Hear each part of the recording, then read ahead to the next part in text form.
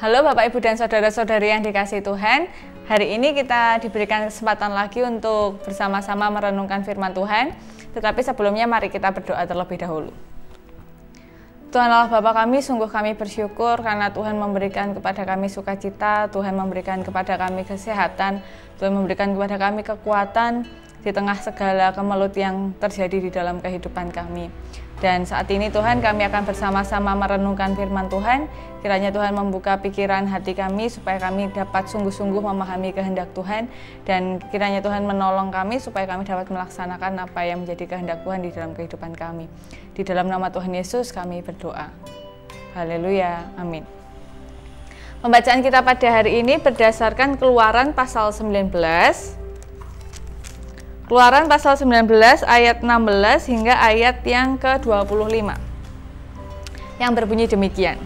Dan terjadilah pada hari ketiga pada waktu terbit fajar, ada guruh dan kilat dan awan padat di atas gunung dan bunyi sangkakala yang sangat keras, sehingga gemetarlah seluruh bangsa yang ada di perkemahan.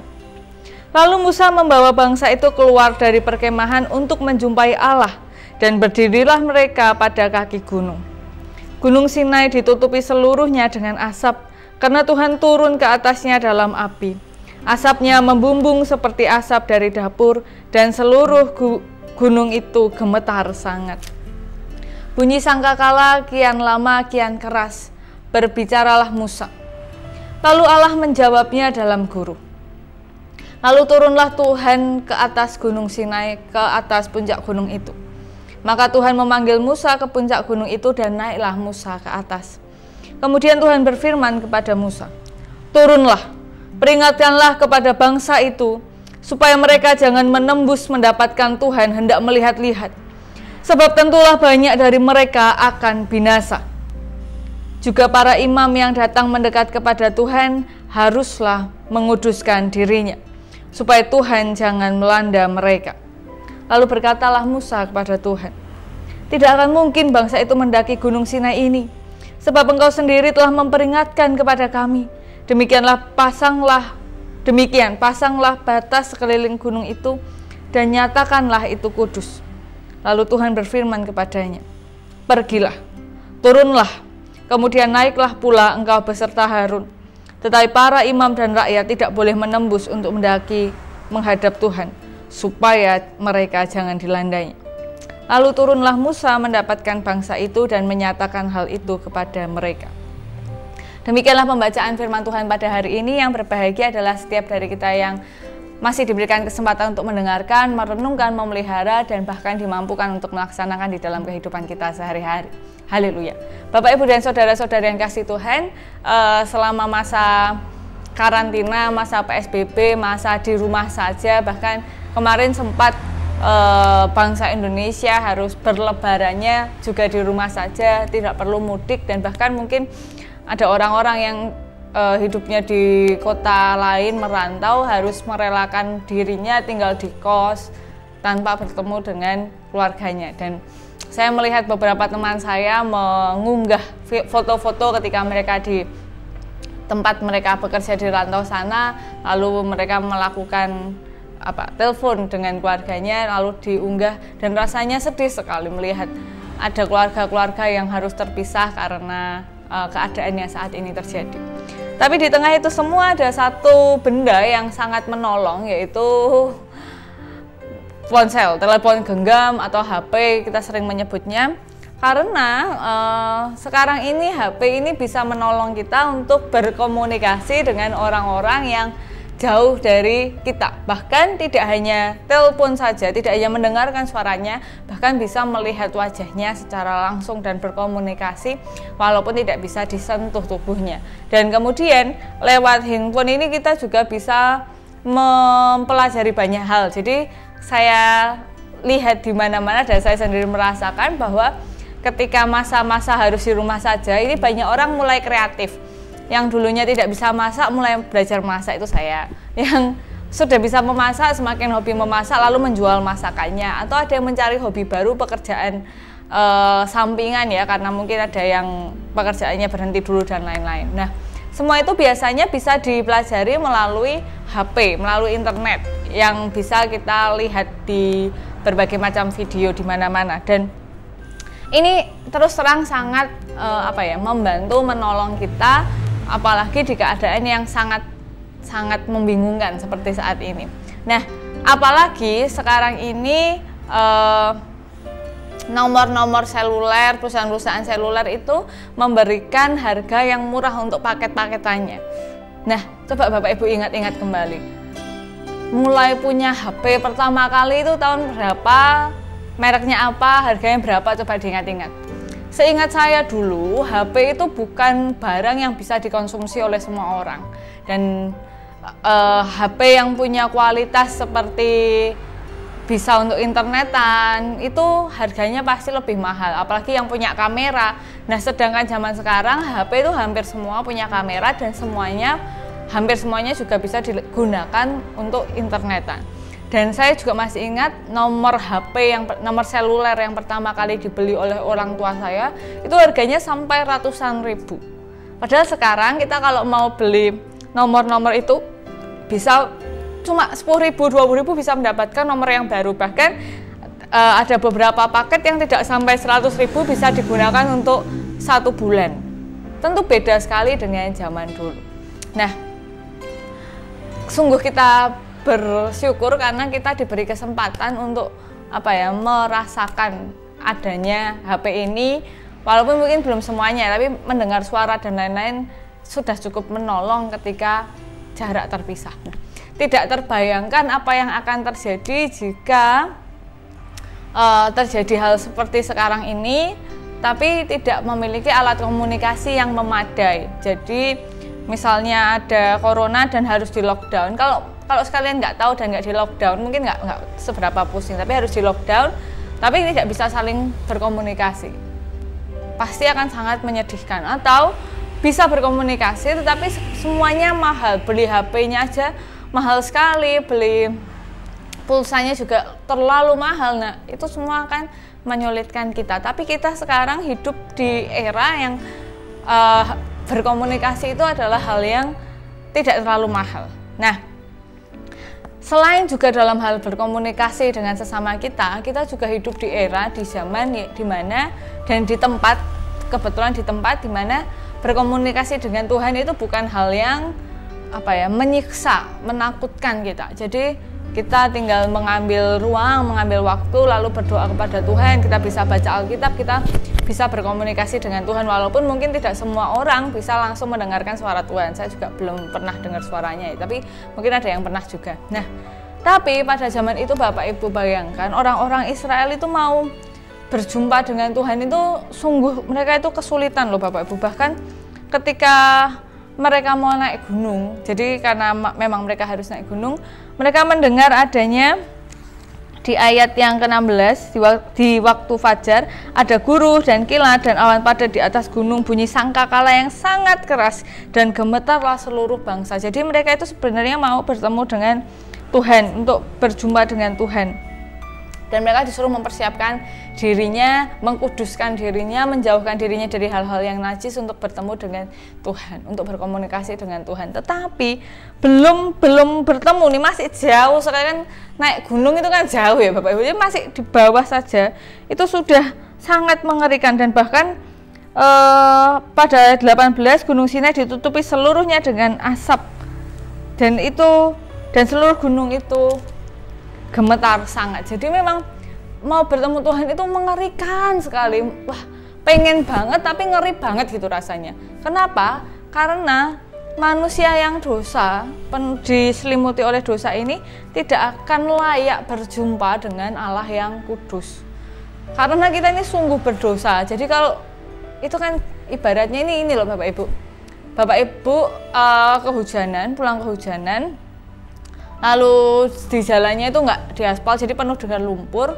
Apa ya tega memasukkan diri pakai sepatu atau sekalian motornya dimasukkan ke dalam rumah yang sudah bersih gitu, yang bersih dibersihkan.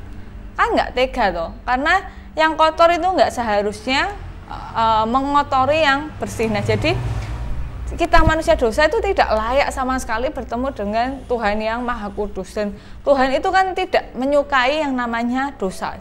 Dan diberitahu Tuhan tadi, lebih baik mereka nggak usah naik daripada mereka dilanda Tuhan karena dosanya. Jadi Tuhan itu tidak bukannya tidak menyukai manusia, tapi tidak menyukai dosa yang meliputi manusia. Jadi daripada manusia itu maksudnya kena hukuman dan lain-lain dari Tuhan karena dosanya, lebih baik nggak usah lah deket-deket gitu. Nah ini kan sedih ya, maksudnya kita kepengen ketemu Tuhan tapi diri kita ini nggak layak gitu loh Bapak Ibu. Dan kalau Bapak Ibu baca, jadi mereka tuh harus mempersiapkan diri sebelumnya untuk menghadap kepada Tuhan. Tapi seberapapun mereka mempersiapkan diri, mereka tidak bisa menghilangkan dosa dari dirinya. Jadi manusia itu seberapapun berusaha, dosa itu nggak bisa hilang dari diri kita. Dan berarti seberapapun kita berusaha, kita ini nggak akan pernah layak ketemu sama Tuhan. Berhadapan dengan Tuhan itu sungguh-sungguh nggak layak. Nah, sungguh bersyukur karena kita hidup di era setelah Tuhan Yesus menyelamatkan manusia.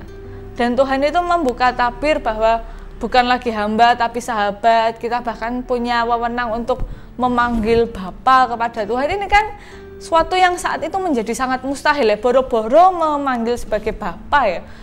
Mau bertemu saja sangat-sangat ketakutan. Nah, sedangkan kita ini berdosa minta ampun gitu terus. Nah, seakan-akan tidak lagi merasa takut atau hormat. Nah, maka yang hari ini bisa kita lakukan adalah begini Bapak Ibu. HP saja itu kita rawat sebaik-baik mungkin. Jadi kalau misalnya Bapak Ibu punya anak kecil lalu HP-nya dijatuhin gitu, jengkel kan? Karena HP-nya nanti rusak dan lain-lain, atau HP-nya tercelup kecemplung di air lalu rusak, itu kan nanti rasanya sedih sekali. Atau bahkan bepergian ketinggalan HP, saya bingung, HP-ku mana ketinggalan dan lain-lain, apalagi kok sampai hilang. Nah, HP saja ini kita rawat baik-baik supaya fungsinya bisa berjalan dengan maksimal. Begitu juga keselamatan yang sudah kita terima, itu mari kita jaga baik-baik supaya hubungan kita dengan Allah itu semakin baik gitu loh Bapak Ibu. Jadi kalau hidup kita ini sudah diselamatkan tapi malah mengotori lagi, nah itu kan betapa kita menyia-nyiakan karunia keselamatan yang Tuhan berikan. Nah, persoalannya adalah kenapa kita bisa menyia-nyiakan? Karena kita tidak tahu betapa berharganya dulu, karena kita tidak tahu betapa susahnya zaman dulu. Ini kan ibaratnya gini, ada sepasang suami istri, hidupnya sederhana, menengah ke bawah gitu perekonomiannya. Lalu mereka bekerja keras sekali, setiap hari banteng tulang, gagal usaha lagi, lalu sampai di titik mereka sukses, jadi orang kaya raya. Nah, anak yang lahir itu langsung menjadi anak yang kaya. Jadi kalau tidak dididik dengan baik, dia tidak bisa memanfaatkan hartanya dengan baik, karena dia taunya hidup itu gampang, hidup itu senang, hidup itu berkelimpahan. Dia tidak pernah tahu bagaimana rasanya kesulitan mencukupi kebutuhan hidup. Dia tidak tahu rasanya bagaimana gagal sampai di titik terendah. Dia nggak tahu, makanya dia menyia-nyiakan apa yang dia miliki. Nah, kita ini kadang-kala juga tidak sepenuhnya tahu, dan kita taunya berdoa sama Tuhan itu gampang, apalagi orang Kristen. Yang penting berdoa saja dalam hati saja, melek rame-rame sendirian, duduk berdiri, bahkan ya kalau sakit ya mau gimana lagi ya, mungkin memang harus istirahat. Bahkan ada yang kalau udah mau ketiduran itu sudah saking ngantuknya ya sambil tidur, aminnya besok pagi ya. Karena kita nggak tahu gitu betapa sulitnya itu zaman dulu. Ke gereja ya, kalau bisa ke gereja, kalau enggak ya sudah, minggu depan masih ada lagi. Karena kita tidak tahu kalau orang zaman dulu mau ke bait Allah tuh harus benar-benar kudus buat bisa masuk dan lain-lain. Jadi seringkali karena kita tidak tahu betapa berharganya hal itu, kita menyia-nyiakan harganya, kita menyia-nyiakan barangnya, karena kita tidak tahu betapa indahnya relasi dengan Tuhan yang saat ini kita miliki. Kita seringkali meremehkan atau menyepelekan relasi yang seharusnya kita jaga, karena keselamatan itu diberikan oleh Tuhan secara langsung. Nah, Bapak, Ibu, dan saudara-saudari yang dikasihi Tuhan, saya pernah membaca di salah satu media sosial, bukan saya yang menulis, jadi ada seorang ayah memberikan jam tangan kepada anaknya. Ini coba kamu jual di toko sebelah sana. Nah, dijual, wah ini sudah laku ratusan ribu gitu ya, ratusan ribu, saya juga lupa, ini sudah laku ratusan ribu Pak. jangan dijual dulu. Pokoknya kamu tanya harga, jangan dijual dulu. Ya di toko A laku ratusan ribu. Oke. Nah sekarang kamu ke toko B. Wah Pak, tadi saya ke toko B. Saya ke toko B itu harganya jutaan loh Pak. Wah berarti yang toko A tadi itu gimana? Nggak apa-apa. Sekarang kamu ke toko C. Nah di toko C itu anaknya pulang sambil mukanya senang sekali. Pak ini ternyata di toko C itu harga ini jam ini harganya adalah ratusan juta. Nah kenapa kok toko A dan toko B memberi harga yang murah pada jam itu? Dan kenapa anak itu tadi baru sampai di toko A ratusan ribu udah seneng, di toko B jutaan senang sekali? Karena mereka tidak tahu harga dari jam itu. Kalau mereka tahu harganya, ke toko A ditawar ratusan ribu kan marah, tersinggung, loh ini loh harganya ratusan juta kok ditawar ratusan ribu. Nah tapi karena mereka tidak tahu, ya barang yang awalnya sangat berharga menjadi barang yang murah. Nah maka dari itu kita mengingat lagi bahwa keselamatan dari Allah, relasi kita dengan Allah ini adalah sangat berharga. Kalau tidak percaya silahkan baca di Perjanjian Lama, di sana diceritakan secara banyak, secara jelas bagaimana manusia itu sulit sekali untuk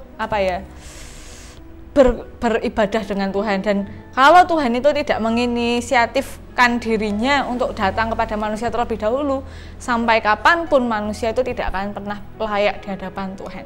Dan cuma karena Tuhan Yesus itu saja kita ini bisa menjadi seperti kita yang sekarang ini. Relasi kita dengan Tuhan bisa jadi kayak sekarang ini cuma karena Tuhan Yesus. Jadi mari menikmati, mari mensyukuri relasi kita dengan Tuhan, keselamatan dengan Tuhan, dan mari menjaga yang berharga itu dengan sebaik-baik mungkin. Mari kita berdoa. Dengan terus mengingat bahwa keselamatan ini hanya berasal dari Tuhan, kami sungguh bersyukur karena kami memiliki Tuhan yang begitu baik, yang mengasihi kami, yang bahkan karena kasih-Nya memberikan kami keselamatan, melayakkan kami walaupun kami tidak pernah layak untuk datang ke hadirat Tuhan. Dan Tuhan di tengah-tengah syukur dan sukacita kami teringat akan saudara-saudari kami yang hari-hari ini mengalami kedukaan karena mungkin terpapar virus corona atau terdampak di dalam kehidupan ekonominya, kehidupan sosialnya, ataupun yang harus kehilangan keluarga, ataupun yang harus merelakan keluarganya menjadi tenaga medis dengan tiap hari pergi dengan kekhawatiran. Kiranya Tuhan menolong kami semua supaya kami dapat terus dikuatkan, supaya kami dihiburkan, supaya keberadaan kami dapat menjadi kekuatan bagi satu sama lain. Dan kiranya Tuhan memulihkan kami semua, supaya perjumpaan kami, kerinduan kami pada akhirnya dapat dilalui dengan baik. Pada akhirnya kami dapat bersekutu lagi bersama-sama memuliakan nama Tuhan. Ada dosa dan kesalahan, kiranya Tuhan berkenan mengampuni. Di dalam nama Tuhan Yesus kami berdoa. Amin. Ya, demikian yang dapat saya sampaikan, kiranya dapat menjadi kekuatan, dapat menjadi semangat, dapat menjadi motivasi bagi kita menjalani kehidupan kita. Selamat beraktivitas, Tuhan Yesus memberkati kita semua. Sampai jumpa.